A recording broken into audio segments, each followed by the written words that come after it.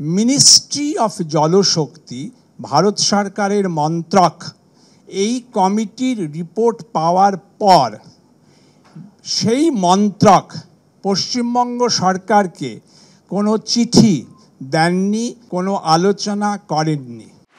1996 সালে গঙ্গা জলবন্টন চুক্তির পুনর্নবীকরণের সিদ্ধান্ত নিয়ে ক্রমশ বাড়ছে কেন্দ্র রাজ্য সংঘাত।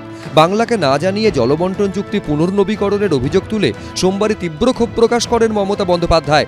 প্রধানমন্ত্রীকে চিঠিও দেন। একদিকে কেন্দ্রীয় সরকার বাংলার জল বিক্রি করে দিচ্ছে, তিস্তায় 14টা হাইডেল পাওয়ার হচ্ছে, তখন চোখে দেখেনি। ফরাক্কানি আবার চুক্তি রিনিউ হচ্ছে, আমাদের জানালো না। এরপরই কেন্দ্রীয় সরকারের তরফে বিবৃতি দিয়ে বলা হয়, এই চুক্তি পুনর্নবীকরণের ক্ষেত্রে ভারতের কৌশল প্রণয়নের জন্য 2023 সালের 24শে জুলাই একটি কমিটি গঠন করা হয়েছিল। এই কমিটিতে পশ্চিমবঙ্গ সরকারের চিফ ইঞ্জিনিয়ার পদমর্যাদার একজন প্রতিনিধিকে অন্তর্ভুক্ত করা হয়। পর্যালোচনা প্রক্রিয়ায় রাজ্যের বক্তব্য এবং ভাবনা চিন্তাকে যে গুরুত্ব দেওয়া হয়েছে, কমিটিতে রাজ্য সরকারের প্রতিনিধির অন্তর্ভুক্তি থেকেই তা স্পষ্ট। শুধু তাই নয়, রীতিমতো রাজ্য সরকারের প্রতিনিধির নাম উল্লেখ করে কেন্দ্রের তরফে জানানো হয়, সেচ এবং জলপথ নির্দেশনালয় ডিজাইন অ্যান্ড রিসার্চের চিফ ইঞ্জিনিয়ার মানস চক্রবর্তীকে সরকারের প্রতিনিধি হিসাবে মনোনীত করে পশ্চিমবঙ্গ সরকার। সঙ্গে কেন্দ্রের তরফে এও বলা হয় যে কেন্দ্রীয় জল কমিশনের কাছে আগামী 25 থেকে 30 বছরে পশ্চিমবঙ্গে জলের চাহিদা কত হবে তার অনুমানও পেশ করা হয়। 2024 সালের 5 এপ্রিল কেন্দ্রীয় জলসম্পদ মন্ত্রকের কাছে সেই তথ্য দেন সেচ ও জলপথ দফতরের যুগ্ম সচিব বিপ্লব মুখোপাধ্যায়। মঙ্গলবার অবশ্য কেন্দ্রীয় সরকারের এই দাবি নস্যাৎ করে দিয়েছে রাজ্য সরকার।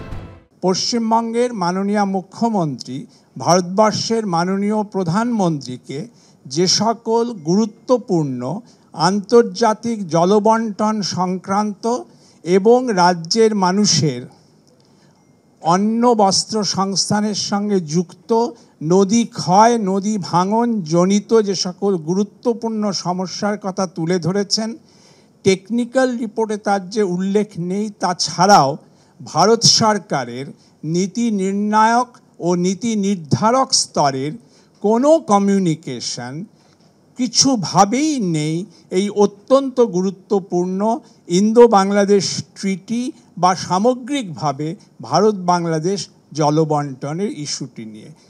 জলবন্টন ইস্যুতেই সংঘাতের জল এরপর কোন দিকে গড়ায় সেটাই দেখার। প্রবীর চক্রবর্তী, এবিপি আনন্দ।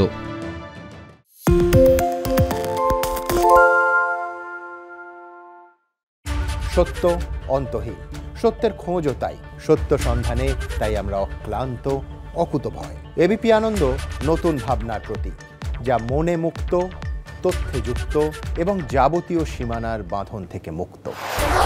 সীমা না শব্দটির মধ্যে লুকিয়ে আছে মানা শব্দটি, যেন চোখ রাঙানি এক অদৃশ্য বেড়াজাল, যা আটকে রাখে আমাদের এক ছোট্ট গণ্ডির মধ্যে।